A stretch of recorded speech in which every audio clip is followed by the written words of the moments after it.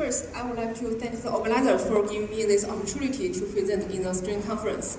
So, good afternoon, everyone. My name is Jiayue Yang, and I'm a second-year PhD student from IQC University of Waterloo and the Perimeter Institute.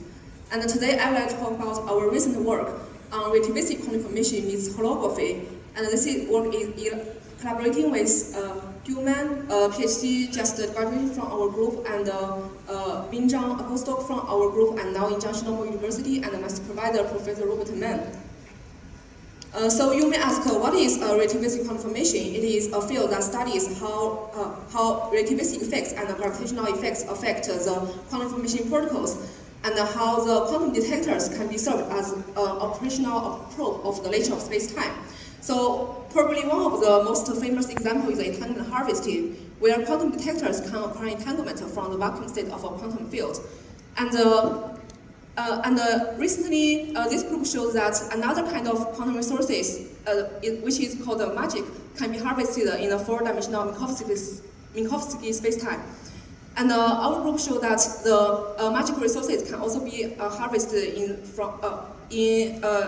in general dimensional anti-de-Sitter spacetime and also in conformal field series. So we start with a detector that has three energy eigenlevels, and in the ground state, keta 0, and the field is a scalar field that is in a vacuum state.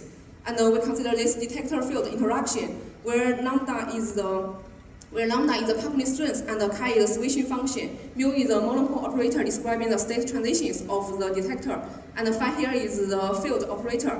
And after the detector field interaction, we trace out the degrees of freedom of the quantum field and get the reduced density matrix of the Q-tree detector, where Q is the transition probability to the excited state and beta is the coherence.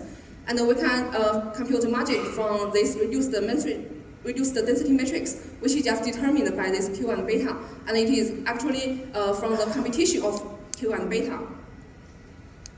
And we showed that although in curved spacetime, we can still obtain the analytic results of the transition probability and the coherence for this Q-trait in anti-de-Sitter spacetime, where the expression of Q is given by this, and the expression of the coherence is given by this. And you can observe that they exhibit very similar structures. The only difference is the factor of 2 and the factor in the exponents.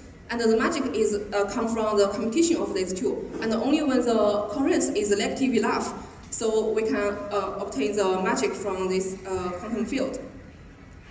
And here we plot the harvesting magic as a function of the energy gap. You can see that there is an optimal energy gap, and for a stronger curvature and larger space-time dimension, the magic harvested from the quantum field will be suppressed. So we can use this Q-trait detector as a probe of the space-time curvature and dimension. And since we are interested in holography, we also consider the magic harvesting in CFTs. So in ADS-CFT, we have the field operator correspondence, where a bulk scalar field phi is due to this CFT prime operator O with the scaling dimension delta. And so we have this mass scaling dimension relation. And this has two solutions because we consider a conformally massless scalar field. So we are in the BF window. So we have these two admissible quantizations, where delta plus is a larger scaling dimension and the delta minus is a smaller dimension. And we can also obtain the analytic results for this transition probability and the coherence in CFTs. So we have the expression of Q and beta, which is also similar to the ADS case. And we can plot the magic in CFTs.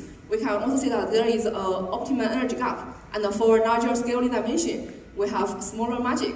So we can use this Q-trait detector as a probe of this CFTs. And this is also consistent with the bulk ADS side. That's all. Thank you.